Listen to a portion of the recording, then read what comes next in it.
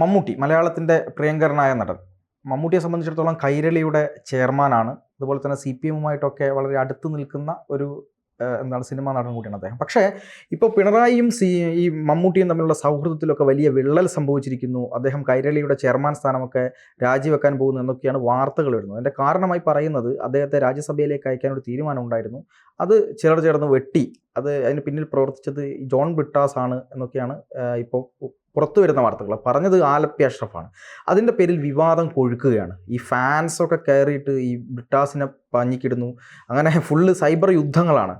അപ്പം യഥാർത്ഥത്തിൽ ഇതൊരു ഒരു വിശ്വാസയോഗ്യമായതാണോ, അല്ലെങ്കിൽ ആലപ്പി അഷ്റഫിനെ പോലുള്ള ഒരാൾ പറഞ്ഞപ്പോൾ നമുക്ക് തള്ളിക്കളയാൻ പറ്റില്ല അല്ലേ?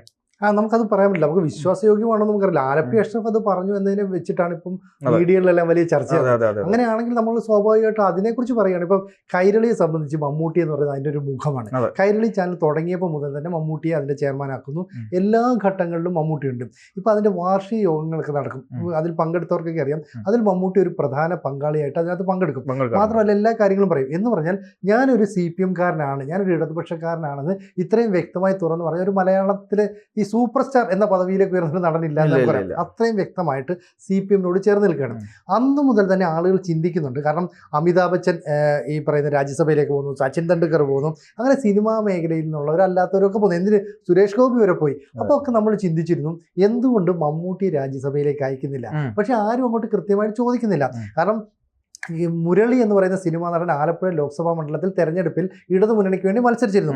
അതുപോലെ എവിടെ വേണമെങ്കിലും മത്സരിക്കാൻ മമ്മൂട്ടിക്ക് ഒരു സീറ്റ് കൊടുക്കാൻ ഇടതുപക്ഷം തയ്യാറാണ്. പക്ഷെ അങ്ങനെ ഒരു മത്സരത്തിന് മമ്മൂട്ടി തയ്യാറായിട്ടില്ല. ഒരുപക്ഷെ നിർബന്ധപൂർവ്വം പലതവണ ആവശ്യപ്പെട്ടിട്ടും അദ്ദേഹം ഒഴിഞ്ഞു മാറിയതാവാം. കാരണം അങ്ങനെ തെരഞ്ഞെടുപ്പിൽ മത്സരിക്കുമ്പോൾ എന്ത് പറ്റും, ഒരു വിഭാഗം എതിരാകും. എന്തായാലും അവർ കോൺഗ്രസോ BJP-യോ അവരുടെ ഒരു പിന്തുണ നഷ്ടപ്പെടും. അപ്പോൾ മമ്മൂട്ടിയെ സംബന്ധിച്ചിടത്തോളം അദ്ദേഹത്തിന്റെ ലൈഫ് എന്ന് പറയുന്നത് സിനിമയാണ്. അപ്പോൾ സിനിമയുടെ പേരിൽ അദ്ദേഹത്തിന് എത്രയൊക്കെ ആളുകൾ പിന്തുണയ്ക്കുന്നോ, എത്രയൊക്കെ പേർ വിമർശിക്കുന്നു, അതിനൊക്കെ ഉൾക്കൊള്ളും. പക്ഷേ രാഷ്ട്രീയത്തിന്റെ പേരിൽ തനിക്കുണ്ടാകുന്ന ആ ജനസമ്മതി അല്ലെ തനിക്കുള്ള പിന്തുണ കുറയരുതെന്ന് മമ്മൂട്ടി ആഗ്രഹിച്ചിരിക്കാം. അതുകൊണ്ടല്ല ഈ മമ്മൂട്ടി BJP-യോടും കോൺഗ്രസിനോടും എല്ലാ പാർട്ടികളോടും വളരെ ഇഴുകിച്ചേർന്ന് നിൽക്കുന്ന ഒരാളും കൂടിയാണ്. അതായത് രാഷ്ട്രീയപരമായിട്ടല്ല, ഭയങ്കര സൗഹൃദമാണ്. വിമർശനം നടത്തില്ലല്ലോ. ഇല്ല. മാത്രമല്ല എല്ലാ ആളുകളും പുസ്തക പ്രകാശനത്തിന് പോലും മറ്റ് രാഷ്ട്രീയ പാർട്ടികളൊക്കെ പ്രധാനമായിട്ടും മമ്മൂട്ടി ഒരു മുഖമായിട്ട് കാണും. അപ്പോൾ K. സുരേന്ദ്രനും N. രാധാകൃഷ്ണനും ഒക്കെ ഏറ്റവും അടുത്ത സൗഹൃദമാണ് മമ്മൂട്ടിയായിട്ട് പുലർത്തുന്നത്. അപ്പോൾ കോൺഗ്രസും അതുപോലെ തന്നെയാണ് മമ്മൂട്ടിയുമായിട്ട് നല്ല ബന്ധം. പക്ഷേ മമ്മൂട്ടി CPM-കാരനാണെന്ന് വെച്ചാൽ നമുക്കറിയാം അല്ലെ. മമ്മൂട്ടി ഇലക്ഷന് വോട്ട് ചെയ്യാൻ പോകുന്നു, നമ്മൾ TV ചാനലൊക്കെ കാണും. അപ്പോൾ നമുക്കറിയാം CPM വോട്ട് ചെയ്യാണെന്ന്. പക്ഷേ ഇവിടെ രാജ്യസഭയിലേക്ക് എന്തുകൊണ്ട് മമ്മൂട്ടിയെ നോമിനേറ്റ് ചെയ്തു എല്ലാവർക്കും ഉള്ള സംശയം. അപ്പോൾ നമ്മൾ കണ്ടിട്ട് പിണറായി വിജയനുമായിട്ട് നല്ല ബന്ധമാണ്. നേരത്തെ തന്നെ കൈരളിയുടെ എന്തോ യോഗത്തിൽ മമ്മൂട്ടിയെ വിമർശിച്ച ഒരു പ്രശ്നം ഉണ്ടായിരുന്നു. അന്നും മമ്മൂട്ടിക്ക് വേണ്ടി ഈ പിണറായി വിജയനാണ് വളരെ തീവ്രമായിട്ട് ഇടപെട്ടത്. അതായത് ഈ കൈരളിക്ക് വേണ്ടി ഒരു കൈരളിയുടെ വാർഷിക യോഗം നടക്കുന്നുണ്ടല്ലോ. ഈ വാർഷിക യോഗം നടക്കുന്ന സമയത്ത് പിണറായി വിജയൻ കൂടി പങ്കെടുക്കുന്ന ഒരു യോഗം അവിടെ നടക്കാറുണ്ട്. ആ യോഗത്തിൽ ആ സമയത്ത് മമ്മൂട്ടിയെ കൈരളിയുടെ കോട്ടയിൽ നിന്ന് ഒരു രാജ്യസഭാ സീറ്റ് കൊടുക്കണം എന്നുള്ളൊരു തീരുമാനം വരുന്നു. ആ തീരുമാനവുമായി ബന്ധപ്പെട്ട് അതിൽ ഫസ്റ്റ് ചോയ്സ് മമ്മൂട്ടിയായിരുന്നു. വേറെ ആരും ഇതിലേക്ക് അവർ പരിഗണിച്ചില്ല. അതായത് പിണറായിക്ക് മറ്റൊരു ആലോചന ഇല്ല, അത് മമ്മൂട്ടിയാണ് എന്ന് ഉറപ്പിച്ചു. ആ സമയത്താണ് ബ്രിട്ടാസ് ഇത് അറിയുന്നതും. ബ്രിട്ടാസ് ഉടനെ തന്നെ അതിലൊരു പ്രയാസം ബ്രിട്ടാസിന് ഉണ്ടാകുന്നു. കാരണം അദ്ദേഹം MD ആണ്. അദ്ദേഹത്തിന് അതിലൊരു ഒരു കണ്ണുണ്ടായിരുന്നു എന്നാണ് പുറത്തു വരുന്ന വാർത്തകൾ. നമുക്കറിയില്ല. പക്ഷേ എങ്കിൽ പോലും സംഭവിച്ച കാര്യം എന്ന് പറയുന്നത് ആ വാർഷിക യോഗത്തിൽ വെച്ച് ബ്രിട്ടാസിന്റെ അനുകൂലികൾ മമ്മൂട്ടിക്കെതിരെ രൂക്ഷമായ വിമർശനം മുഖ്യമന്ത്രിയോട് തന്നെ പറയുകയാണ്. അതായത് അദ്ദേഹം ഇങ്ങനെ പല കാര്യങ്ങൾ ബുദ്ധിമുട്ടുണ്ട് എന്നൊക്കെ പറയുന്ന സമയത്ത് പിണറായി ഈ കോപാകുലനായി എന്നാണ് മനസ്സിലാക്കുന്നത്. അതായത് ഈ വിമർശിച്ച ആളുകളോട് മുഴുവൻ ചാടി എഴുന്നേറ്റുകൊണ്ട് ഇരിയടാ അവിടെ ഒരു അക്ഷരം മിണ്ടരുതിനി എന്നുള്ള നിലയിൽ പിണറായി വല്ലാതെ ചൂടായി എന്ന് പറയപ്പെടുന്നു. അങ്ങനെ ഉണ്ടായ സമയത്ത് ആ ഒരു പദ്ധതി നടക്കാൻ ആവാതെ, അതായത് ആ ഒരു പദ്ധതി നടന്നില്ല. അതായത് ഇദ്ദേഹത്തെ മുഖ്യമന്ത്രിയോടൊന്ന് തെറ്റിക്കുക എന്നുള്ളവരുടെ ഉദ്ദേശം ഒരിക്കലും നടക്കില്ല എന്ന് ബോധ്യപ്പെട്ട സമയത്താണ് ഈ ജോൺ ബ്രിട്ടാസ് അദ്ദേഹത്തിന്റെ മാധ്യമ ഉപദേഷ്ടാവ് കൂടിയാണ് മുഖ്യമന്ത്രിയുടെ. അപ്പം അങ്ങനെ ഓഫീസിൽ ഇരുന്നു കൊണ്ട് ഇവര് ഈ ബ്രിട്ടാസ് മമ്മൂട്ടിക്ക് ഒരു കോള് ചെയ്യുകയാണ്. അങ്ങനെ കോള് ചെയ്തപ്പോൾ ഇവർ തമ്മിലൊരു പേഴ്സണൽ, ഇപ്പം ഞാൻ സിനോജിക്ക് ഒരു കോൾ ചെയ്യുമ്പോൾ എൻ്റെ കൂടെ ആരും കൊണ്ടൊന്നും അങ്ങ് അറിയില്ല. പക്ഷെ നമ്മൾ സ്ഥിരമായി സംസാരിക്കുന്ന ആൾക്കാരാണ്. അപ്പോൾ ആ ഒരു വിശ്വാസത്തിന്റെ പുറത്ത് കുറച്ച് ഈ കാര്യങ്ങളൊക്കെ സംസാരിക്കുമല്ലോ. അതുപോലെ മമ്മൂട്ടി ഭരണത്തിനെതിരായിക്കൊണ്ടുള്ള അദ്ദേഹത്തിന്റെ ചില എതിരഭിപ്രായങ്ങൾ, എതിരഭിപ്രായങ്ങൾ എന്ന് പറയുന്നത് വിമർശനങ്ങൾ എന്നാണ് പറയുന്നത്. നമുക്ക് എല്ലാവർക്കും വിമർശനങ്ങൾ ഉണ്ടാവുമല്ലോ. അപ്പോൾ ആ വിമർശനങ്ങൾ ഇദ്ദേഹത്തോട് പങ്കുവെച്ചു. അപ്പോൾ അത് ഈ ലൗഡ് സ്പീക്കറിലിട്ട് ബ്രിട്ടാസ് മുഖ്യമന്ത്രിയെ കേൾപ്പിച്ചു. എന്നാണ് പറയുന്നത്. അങ്ങനെ കേട്ട സമയത്ത് മുഖ്യമന്ത്രിക്ക് വല്ലാത്ത പ്രശ്നമുണ്ടായി. കാരണം അത്രമേൽ അടുത്ത് നിൽക്കുന്ന ഒരാളാണ് ഇങ്ങനെ വിമർശനം ഉന്നയിക്കുന്നത് മറ്റൊരാളോട്. അതുകൊണ്ട് തന്നെ മുഖ്യമന്ത്രി വല്ലാതെ ബുദ്ധിമുട്ടാവുകയും ഈ രാജ്യസഭാ സീറ്റ് വെട്ടുകയും ആ സ്ഥാനത്തേക്ക് ബ്രിട്ടാസ് കയറുകയും ചെയ്തു എന്നാണ് ഇപ്പോൾ പറഞ്ഞിരിക്കുന്നത്.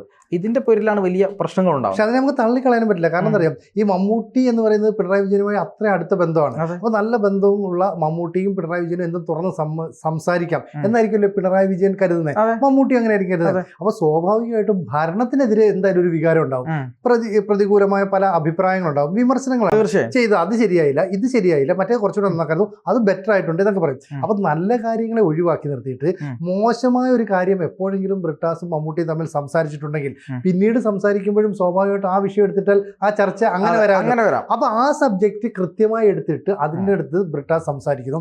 എന്നിട്ട് ഈ ഫോൺ ലൗഡ് സ്പീക്കർ ഇട്ടാൽ സ്വാഭാവികമായിട്ടും മമ്മൂട്ടി എന്താ പറയുന്നത്, മുഖ്യമന്ത്രി എന്താ അങ്ങനെ ചെയ്യുന്നത്, ചിലപ്പോൾ മുഖ്യമന്ത്രി അറിയത്തില്ല, അയാൾ എന്ന് വരെ വേണമെങ്കിൽ സ്വാഭാവികമല്ലേ സംസാരത്തിൽ സൗഹൃദത്തിന്റെ ഇടയിൽ. നമ്മളിപ്പോൾ പ്രധാനമന്ത്രിയെ പോലും അയാൾ എന്ന് പറയും, പക്ഷെ നേരിട്ട് കാണുമ്പോൾ നമ്മളിവിടെ പ്രധാനമന്ത്രി എന്നൊന്നും പറയില്ല എന്ന് പറയുന്ന പോലെ മുഖ്യമന്ത്രിയെ വിമർശിച്ചപ്പോൾ ഒരുപക്ഷെ അത് പിണറായി വിജയൻ ഉൾക്കൊള്ളാൻ പറ്റിയില്ല. മാത്രമല്ല വിമർശനത്തെ അല്പം പോലും ക്ഷമയോടെ കാണുന്ന ഒരാളല്ല മുഖ്യമന്ത്രി പിണറായി വിജയൻ, അല്ലെ? എപ്പോഴും അതിനോട് വളരെ മോശമായി റിയാക്ട് ചെയ്യുന്ന ഒരാളാണ്, ഒട്ടും സഹിഷ്ണുതയില്ല. അങ്ങനെ ചെയ്തപ്പോൾ ഒരുപക്ഷെ മമ്മൂട്ടിയെ ശരിക്കും ചീറ്റ് ചെയ്താണ് ഈ പറയുന്ന ജോൺ ബ്രിട്ടാസ്. അപ്പോൾ ഒരു രാജ്യസഭാ സീറ്റ് ഒഴിവ് വരുന്നുണ്ട്. മമ്മൂട്ടി എന്ന നടൻ അതിന് ആപ്റ്റാണ്. അദ്ദേഹം അവിടെ പോയാൽ നന്നായി സംസാരിക്കുന്നത്, നന്നായി ഇംഗ്ലീഷ് കൈകാര്യം ചെയ്യുന്ന ഒരു വ്യക്തിയാണ്, ഹിന്ദിയും അറിയാം. അപ്പം നല്ലൊരു മുഖമാണ് എന്നുള്ള രീതിയിൽ അവതരിപ്പിക്കാം. പക്ഷേ എങ്ങനെ മമ്മൂട്ടിയെ മോശമായി ചിത്രീകരിക്കാം എന്ന് ചിന്തിക്കുന്ന കുറെ ആൾക്കാരുണ്ടാവില്ല പാർട്ടിയിലുള്ളവർ തന്നെ. അപ്പൊ ജോൺ ബ്രിട്ടാസോ അദ്ദേഹത്തെ അനുകൂലിക്കുന്ന ആൾക്കാരോ അതിനുള്ള കരുക്കൾ നീക്കിയിരിക്കാം, അതിനകത്ത് മമ്മൂട്ടി ചെന്ന് വീണു പോയിരിക്കാം. പക്ഷെ ഈ പറയുന്നതിന്റെ അടിസ്ഥാനത്തിൽ മമ്മൂട്ടിയുടെ അടുത്തും ഈ കാര്യങ്ങൾ ആരും എത്തിക്കില്ലേ?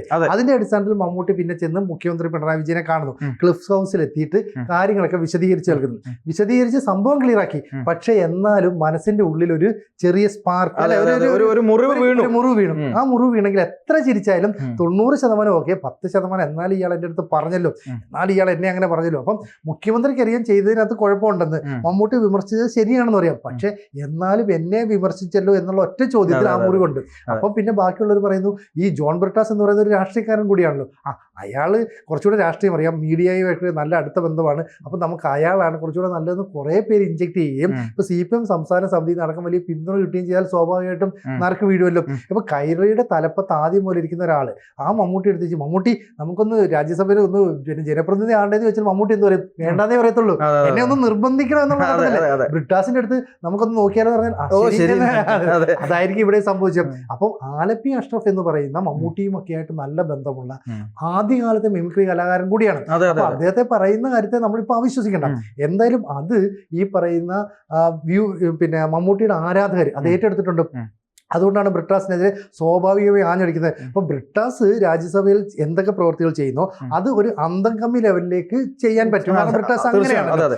പക്ഷെ മമ്മൂട്ടി അങ്ങനെ ആയിരിക്കില്ല, കുറച്ചുകൂടെ ഒരു ലിബറലായിട്ട് കുറച്ചുകൂടെ കാര്യങ്ങളൊക്കെ പഠിച്ച് ചെയ്യാൻ പറ്റുന്നതാണ്. അപ്പൊ സുരേഷ് ഗോപിക്ക് രാജ്യസഭയിലേക്ക് പോകാൻ കഴിയുമെങ്കിൽ എന്തുകൊണ്ടും അതിനു മുമ്പ് പോകാൻ യോഗ്യതയും അർഹതയും ഉള്ള ഒരു നടൻ തന്നെയാണ് മമ്മൂട്ടി, അല്ലെ? അദ്ദേഹത്തിന്റെ ഒരു ഏജ് ഒക്കെ വെച്ച് നോക്കിയാൽ ഇനി ഒരു ചാൻസ് ഏറെ വൈകിപ്പോയി, അല്ലെ? ഇപ്പൊ തന്നെ കൊടുക്കാമായിരുന്നു. അപ്പൊ കള്ളക്കളി നടന്നു എന്ന് തന്നെയാണ് തോന്നുന്നത്. കാരണം ഈ പ്രത്യേകിച്ച് സിനോജി നേരത്തെ പറഞ്ഞ കാര്യം പ്രധാനപ്പെട്ട പോയിന്റാണ്. അതായത് മറ്റു നടന്മാരൊന്നും അവരുടെ രാഷ്ട്രീയം അങ്ങനെ പറയാറില്ല. ഇപ്പൊ സുരേഷ് ഗോപി പ്രത്യക്ഷത്തിൽ രാഷ്ട്രീയ പൊളിറ്റിക്കൽ തന്നെ പറയുന്നു, പക്ഷെ ഈ മമ്മൂട്ടിയെ സംബന്ധിച്ചിടത്തോളം താൻ ഇടതുപക്ഷക്കാരനാണെന്ന് പരോക്ഷമായി എങ്ങനെയൊക്കെ പറയാൻ പറ്റുമോ അങ്ങനെ എല്ലാം അദ്ദേഹം പറഞ്ഞിട്ടുണ്ട്. ഇനി അതിലപ്പുറത്തേക്കൊന്നും പറയാൻ പറ്റില്ല.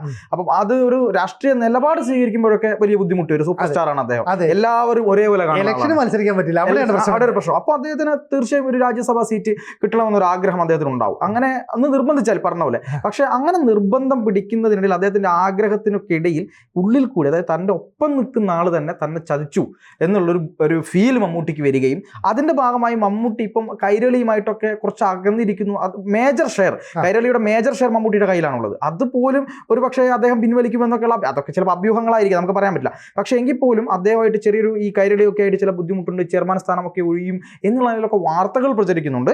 എന്ത് തന്നെ ഇങ്ങനൊരു സംഭവം ഉണ്ടായി എന്നുള്ളത് യാഥാർത്ഥ്യമാണ്. ആലപ്പി അഷ്റഫിന്റെ വാക്കുകളിൽ നിന്ന് നമുക്കത് വ്യക്തമാണ്. പക്ഷെ ഇനി അതുമായി ബന്ധപ്പെട്ട് എന്തൊക്കെ സംഭവിക്കും എന്നുള്ളത് നമുക്ക് കാത്തിരുന്ന് തന്നെ കാണണം.